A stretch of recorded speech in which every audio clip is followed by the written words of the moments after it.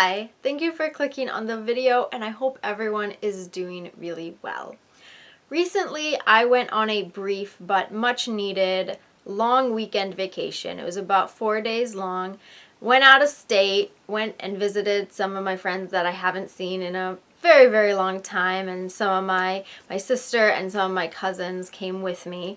So it was kind of a girls' weekend, and like I said, we were gone for 4 days, and we kind of had a packed schedule of things we were going to do, places we were going to see, just hanging out, having a good time. I am really into going to the gym, but I knew with the people that I was with and the things that we had planned, going to the gym just wasn't going to be an option.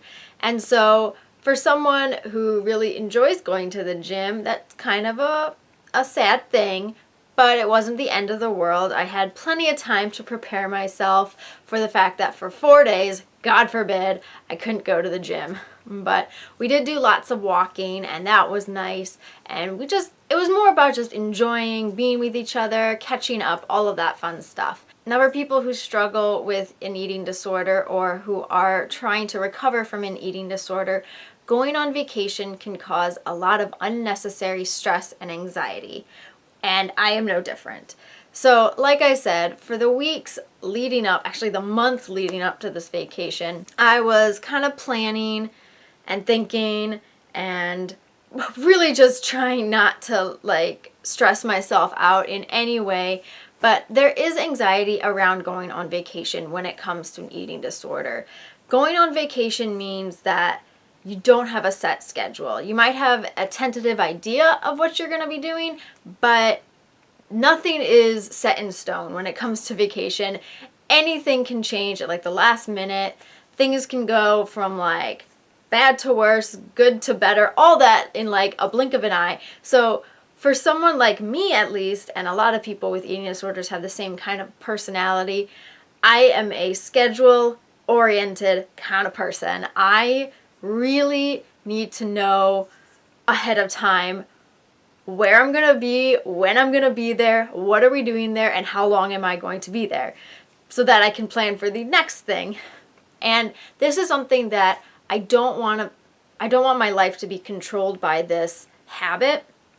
So it's something that I try to work through. So going on vacation is kind of like a necessary test of my ability to kind of just go with the flow, like I used to be a long time ago before all of this eating disorder stuff happened. So today's video is some tips that I can present to you of things that you can do and things to remember when it comes to going on vacation when you have an eating disorder and or trying to recover from an eating disorder. The first things I'm going to present to you are the things to just kind of keep in mind, store them in the back of your head while you're on vacation, while you're packing for vacation, as you're preparing to go on vacation, because I know that going on vacation, when you struggle with a bad relationship with food, it can be really hard, and it does take preparation. So add this to the preparation list of things to remember. The first one is, like I said, not going to the gym for a few days is not going to kill you. You should want to go to the gym because you enjoy it, not because the eating disorder is telling you to do it.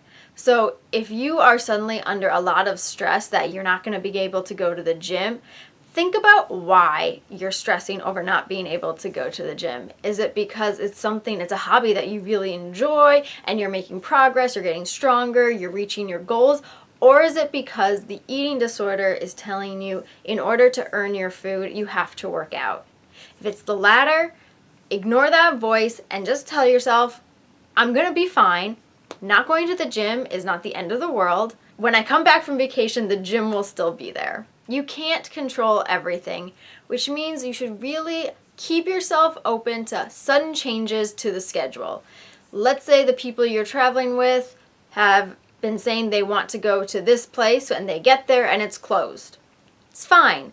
You're just gonna move on to the next thing or find something else to do, find a replacement activity, and just kind of go from there. So be open, and the more you're open to experiences and the activities and everything, the more you're going to enjoy the vacation. And lastly, always try your hardest to focus on the present moment. Wherever you are, whatever you're doing, whoever you're with, be completely present.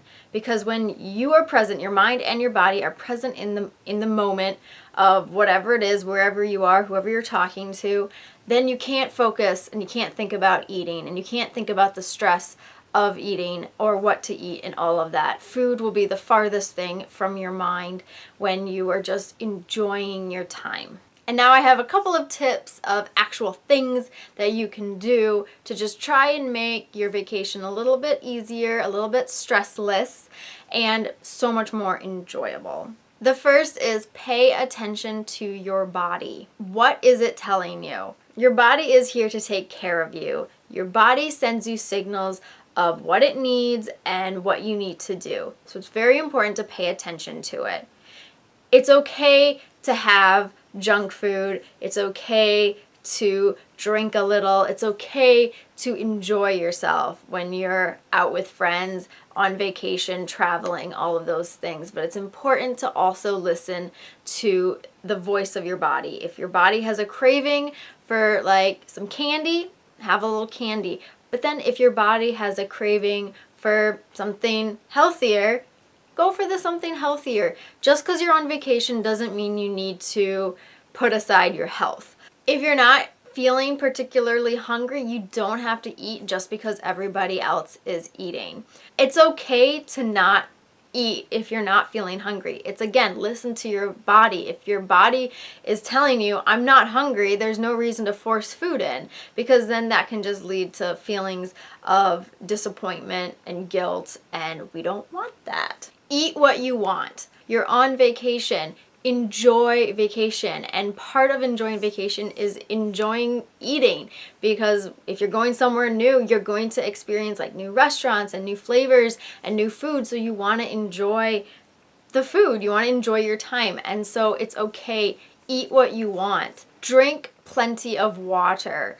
Keeps you hydrated. It keeps you feeling kind of just refreshed and a little bit, I don't want to say lighter, but when you drink water, it just kind of like reawakens all your cells, so you're just a lot more focused and helps you focus on like just people and having fun and not having to think about food all the time and worrying about food all the time, and you can just drink some water and then move on to the next thing. Walk as much as you can. With new sites like Airbnb and HomeAway.com, you're able to stay in a house, basically, or an apartment. You have full access to a kitchen, to cooking, all those things. So if you have the opportunity to stay in a place like that and you're staying for multiple days, then definitely stock the kitchen with what you would want to eat. So bring in all the healthy food that you want, but that doesn't mean to completely restrict your treats. Like I said before, eat what you want. So if you stock the kitchen with grains and greens and all the healthy stuff, be sure to have a couple of treats on hand, because remember, you are on vacation, so definitely, again, enjoy yourself. And lastly, this kind of goes with the drink plenty of water. Always have a water bottle on you as you're walking around on your vacation adventure, but always have a snack on you. That doesn't mean you have to eat it.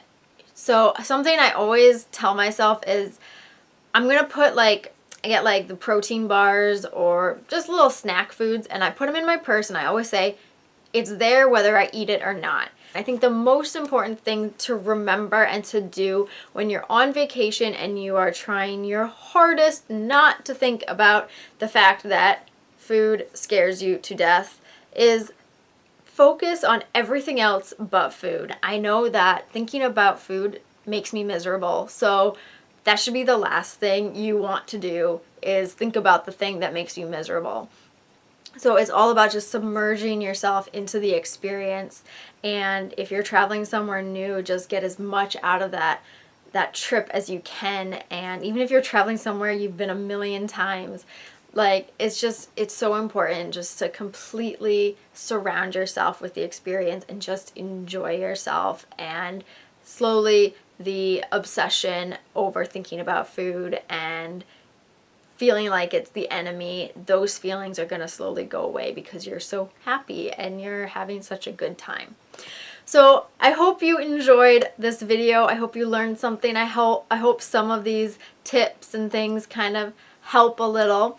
If they did, please give this video a like. Please subscribe for more videos about eating disorders, diets, and nutrition. If there's anything that you would want to see or hear about or anything like that, please leave a comment. I'm open to suggestions and I'm pretty much willing to talk about anything at this point. So yeah, feel free to leave a comment on any suggestions you may have. And I will see you next time. Bye!